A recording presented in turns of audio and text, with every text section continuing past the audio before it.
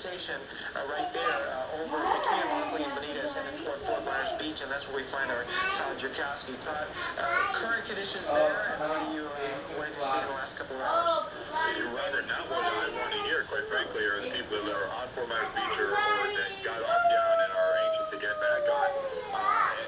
As we've commented about the last time I talked to you, by far it is much worse now than it was, when the storm was first making that landfall about 6 in the morning. Here we are 2 hours later, and we're now seeing awnings ripping off. The sign in front of Lani Kai just came crashing down. We're seeing like covers of air-conditioned units being ripped off, and I'm expecting any minute to see a couple of trees topple over the big palm trees that line Estero Boulevard. Power is out to at least half, well, I would say the upper third of the island from about Tufts Groceries north is without power. But as I said earlier, surprising is the only thing I could think of.